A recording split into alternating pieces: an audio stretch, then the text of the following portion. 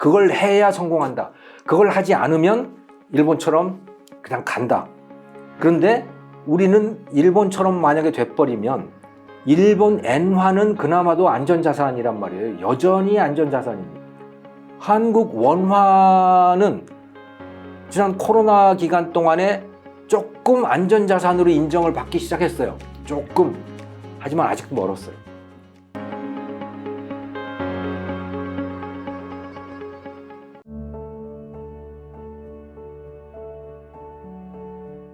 부동산 시장 전체가 다 평균적으로 보면 부동산 시장이 이제 가라앉는 추세일 거다라고 보는데, 하지만 서울은 저는 아닐 거라고 봅니다. 비싼 동네는 그렇게 쉽게 무너지지 않을 거라고 보고, 특히 요게 아주 그 크리티컬한 부분이 있는데, 그게 뭐냐면 1인 가구 시장이에요. 네. 우리나라에서 젊은 분들이 이제 다 부모로부터 독립하고, 조금 대학 다니면서도 부모로부터 독립해서 1인 가구가 되잖아요. 1인 가구가 그래서 급속하게 늘어나고 있습니다. 그러니까 인구는 줄어드는데 가구 수는 늘어나는 거죠. 그 늘어나는 가구들이 가서 살 데가 있어야 되잖아요. 네. 그게 원룸, 투룸 이런 데들인데, 이게 지금 관건이에요. 이거는 정책적으로 해결을 해줘야 되는 겁니다. 그게 뭐냐? 다주택 소유의 문제인 거예요. 네. 그 1인 가구들은 주택을 소유할 생각이 전혀 없거든요. 그냥 거주만 하고 싶은 거죠. 임대로. 예, 임대를 하고 싶은데, 그 누가 임대를 해주냐, 그거를. 공공주택으로 하면 되지 않냐라고 사람들 많이 얘기하지만, 그건 너무 순진한 생각이에요. 공공주택으로 도대체 몇 채를 만들 수 있습니까? 그거는 그냥 하는 소리일 뿐이에요. 하나만한 이야기고, 그걸 공급하려면 다주택자들이 많이 나와야 돼요. 그래서 그 원룸, 투룸, 오피스텔, 다가구 뭐 이런 것들을 누군가는 보유를 하고 있어야 되는 거죠. 그런데 그걸 못하게 종부세 같은 걸로 그냥 뭐 거의 뭐 집을 뺐듯이 그렇게 해버리니까, 그 사람들이 다, 그 다주택자들이 집을 다 내놓고 팔려고 해도 잘 팔리지도 않고, 뭐 그러다 보니까 이제 요즘에 그걸 근린생활시설로 바꾸고 업무시설로 바꾸고 막 이렇게 돼요. 그러니까 1인 가구의 수요는 폭증하고 있는데 공급은 오히려 줄어들고 있어요. 그러니까 아주 묘한 현상이 생긴 게, 그게 매매 가격보다 전세 보증금이 더 비싸잖아요. 네. 거기에서 전세 사기가 등장을 하는 거고, 뭐 빌라 왕 뭐 이런 것들도 바로 그런 배경 속에서 등장을 하는 거거든요. 왜? 돈 한 푼 없이도 집을 살 수 있으니까. 오히려 돈을 받으면서 집을 살 수 있는 상황이거든요. 왜냐하면 정상적인 다주택자들은 다 집을 내놓고 어떤 식으로든 그 원룸들을 처분하려고 하니까. 그러다 보니까 지금 나타나는 현상이 고시텔이니 무슨 하숙집이니 이런 것들이 막 급증을 하고 있어요. 이건 안 된다. 거부할 수가 없는 현상이 1인 가구의 급증인데, 이거를 해결하려면 다주택을 양성을 해야 되는 거고, 그러자면 종부세니 이런 것들을 완전히 뜯어 고쳐야 되는 겁니다. 이 문제를 해결을 하면 우리나라는 당분간 이 소형주택 시장도 굉장히 활성화될 수 있다. 저는 그렇게 봐요. 그래서 저는 일본하고는 다르다고 봅니다. 근데 저 지방 도시들은 뭐 유령 도시도 나올 거고 뭐 그럴 거라고 봅니다만은, 서울 수도권 특히 젊은 사람들이 살고 싶어 하는 동네에는 뭐 그렇게 걱정할 필요 없다고 보죠. 알겠습니다. 그러면 이제 마지막 질문으로 넘어가서 이제 부동산 얘기를 하면서 좀 마칠까 합니다. 그 최근 이제 규제 완화도 되고, 뭐 특정 지역들이 이제 거래량도 늘고, 집값이 상승하는 뭐 연속 2주 상승, 3주 상승 뭐 이러한 도시도 좀 나오고 있는데, 집값이 이렇게 바닥이 나왔다라는 목소리도 좀 있는 것 같습니다. 좀 경제적인 측면으로 봤을 때 교수님께서는 어떻게 좀 생각을 하실까요? 그냥 이런 말씀만 드리고 싶어요. 코로나 이후에 2022년 3월부터 시작해가지고 집값이 거의 한 70% 올랐던가요? 네, 급증. 예, 급등을 했죠. 그렇게 된 이유는 그냥 돈 때문에 그렇게 된 겁니다. 돈이 많이 풀려서 그렇게 된 거예요. 뭐 우리나라 경제가 좋아져서 경제는 오히려 나빠졌죠. 그런데 돈이 많이 풀리다 보니까 그게 부동산 값도 올리고 주가도 오르고 암호화폐 값도 올리고 다 올려놓은 거 아니겠어요? 자, 그러면 그거를 정상화 시킨다면 어떻게 되는 거냐? 정상화 된다는 게 무엇을 뜻하는 거냐? 코로나 이전으로 돌아가는 거죠. 왜냐하면 코로나 이전에 비해서 지금 내재 가치가 도대체 좋아진 게 뭐가 있냐? 경제가 좋아졌냐? 뭐 살기가 좋아졌느냐? 아무것도 좋아진 게 없어요. 그러면 내재 가치도 높아질 게 없는 거예요. 네.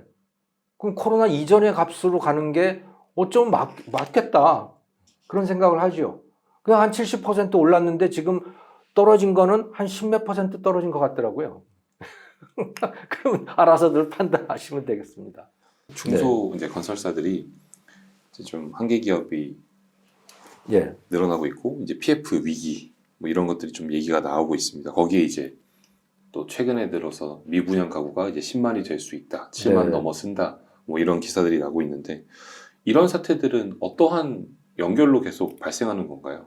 금리가 올라가니까 사람들이 돈을 집 사기 위해서 돈 동원하기가 어려워진 거고, 뭐 기존에 소위 영끌을 해서 집을 샀던 사람들도 그 집을 유지하기가 어려운 거고, 그러다 보니까 주택에 대한 수요, 주택 매입에 대한 수요가 그만큼 줄어든 거죠. 아주 단순한 거라고 봐야겠죠. 네. 그럼 이러한 플로우가 일본도 비슷한 건가요? 일본의 이런 부동산 가격이 돌아오지 못하고 있잖아요, 지금은. 일본도 1990년대 초반에 집값이, 그러니까 부동산 값이 확 떨어졌을 때, 소위 버블 붕괴라고 하는 사태가 있었을 때는 그랬던 거죠. 금리 때문에 떨어진 겁니다. 금리가 올라서 집값, 그러니까 주가도 떨어지고 부동산 값도 떨어지고 그렇게 됐는데, 그러고 나서 30년이 넘게 지났잖아요.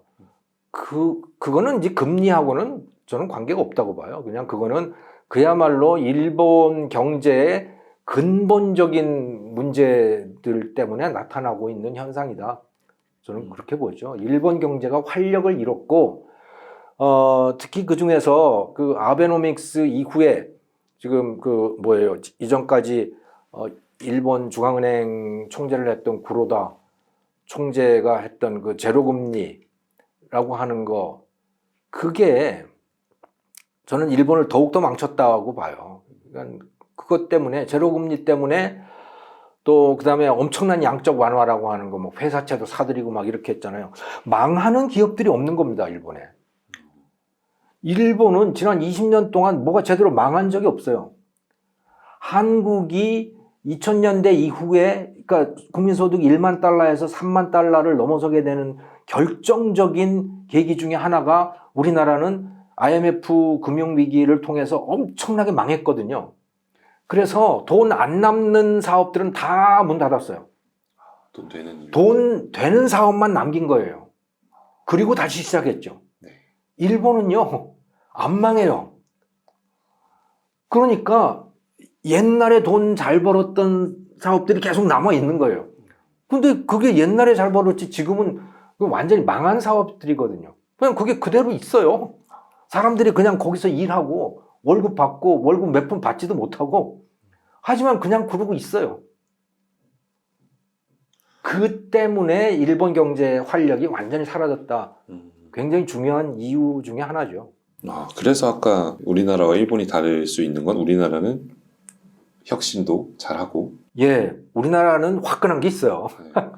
K-팝이라든가 영화라든가 드라마라든가 이런 거는 꽤 되어 있는 것인데, 우리에게 남아있는 가능성이 있다면, 굉장한 가능성이라고 저는 보는데, 그게 농업, 또 유통, 교육, 금융이라고 봐요.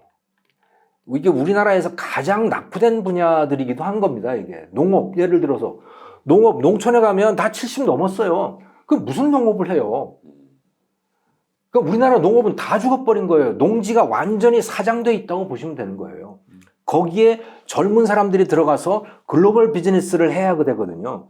충분히 할 수 있어요. 맘만 먹으면.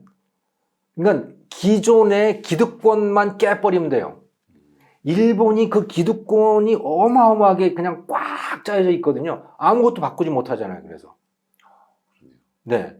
우리나라도 지금 말씀드렸던 교육, 금융, 농업, 유통, 이 기득권이 어마어마해요. 유통은 또 어떠냐? 동네 상인들을 말하는 거면 동네 슈퍼. 동네 슈퍼들의 기득권이 어마어마해서 맨날 상생 찾고 뭐 찾고 해서 아무것도 본인들은 바뀌지 않아. 여기에 젊은 사람들이 들어가서 이것도 글로벌 비즈니스로 바꿔내야 되는 거죠. 충분히 저는 할 수 있다고 봐요. 아마존이나 이런 것처럼 가야 되는 거죠.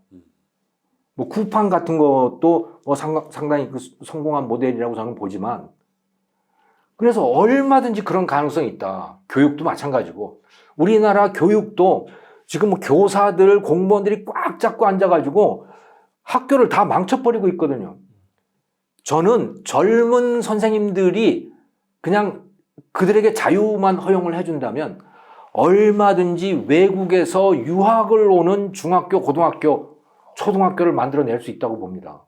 그리고 한국에 오고 싶어 하는 사람들도 굉장히 많아요. 그런데 그거는 지금 이 기득권들의 입장에서는 뭐 무슨 말 같지도 않은 소리를 하냐고 그러는 거죠.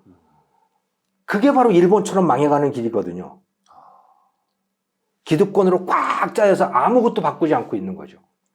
그러면서 상생 이야기를 하는 거예요. 일본은 만장일치인 거죠. 모든 이해관계자가 다 동의를 해야 되는. 그러면 아무것도 못하죠. 금융 포인트에서는 어떤 게 조금 변화돼야 될까요? 글로벌 금융으로 나가야 돼요. 근데 우리나라는 뭐 외국계 보험회사들도 갖다가 다 떠나버린다고요. 왜?